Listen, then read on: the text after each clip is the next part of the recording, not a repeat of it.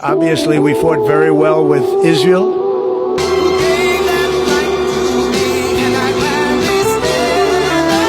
God bless America. Thank you very much, everybody.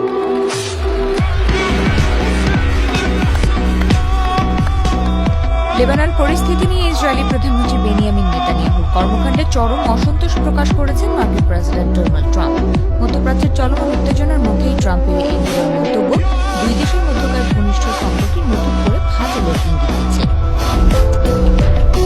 সম্প্রতি এক সাক্ষাৎকারে ট্রাম্প খোলাখুলিভাবেই দাবি করেছেন যে লেবানন ইস্যুতে নেতানিয়াহুর নৈতিকতা ঠিক রাখতে ওয়াশিংটনকে সবসময় সতর্ক থাকতে হয়।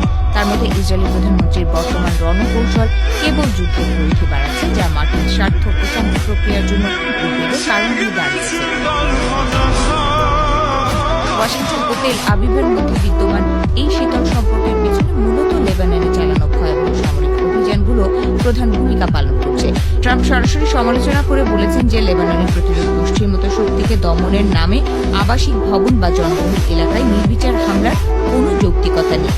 তার ভাষায়, শত্রু খুঁজতে গিয়ে প্রতিটি ইমারত গুড়িয়ে দেওয়া কোনো দায়িত্বশীল আচরণের মধ্যে পড়ে না।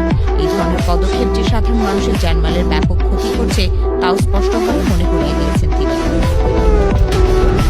মার্কিন প্রেসিডেন্ট দাবি করেন যে ইসরায়েলি সামরিক বাহিনীর ওপর তার এক ধরনের নিয়ন্ত্রণ রয়েছে এবং তারা মূলত তার নির্দেশ মেনেই অনেক সময় কাজ করে থাকে।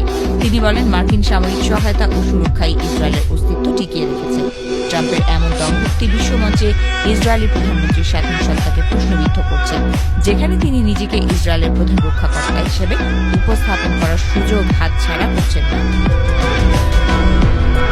সম্প্রতি যুক্তরাষ্ট্র ও ইরানের মধ্যে স্বাক্ষরিত একটি সমঝোতা চুক্তিকে ঘিরে লেবাননের স্থিতিশীলতা আরও বেশি গুরুত্বপূর্ণ হয়ে উঠেছে। ট্রাম্পের দাবি অনুযায়ী ওয়াশিংটন যখন ইরানকে শান্ত করতে আলোচনার টেবিলে বসেছে, তখন নেতানিয়াহু একের পর এক সামরিক হামলা সেই শান্তি প্রচেষ্টাকে নস্যাৎ করার ঝুঁকিতে ফেলেছিল।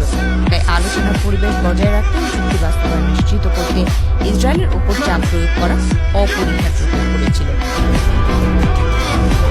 তবে ট্রাম্পের এই কঠোর অবস্থানের বিপরীতে ইসরায়েলের প্রধানমন্ত্রী শুরু থেকেই ধর্মসভা প্রদর্শন করেছেন। নেতানিয়াহু বারবার দাবি করেছেন যে জাতীয় নিরাপত্তার স্বার্থে লেবাননে তাদের অভিযান প্রয়োজন অনুযায়ী চলতে থাকবে। এমনকি মার্কিন চাপের মুখেও তিনি প্রতিরোধ গোষ্ঠীর বিরুদ্ধে লড়াই চালিয়ে যাওয়ার ঘোষণা দিয়েছিলেন, যা ওয়াশিংটনের নীতি নির্ধারকদের সাথে তার বড় ধরনের মতপার্থক্য তৈরি করে। এই দুই নেতার প্রকাশ্য দ্বন্দ্ব এমন এক সময় সামনে এলো যখন লেবানন সীমান্তে যুদ্ধবিরতির জন্য আন্তর্জাতিক সম্প্রদায় প্রচণ্ড চাপ তৈরি করছিল। মার্কিন প্রেসিডেন্টের এই মন্তব্য কেবল নেতানিয়াহুর প্রতি একটি ব্যক্তিগত ক্ষোভ নয়,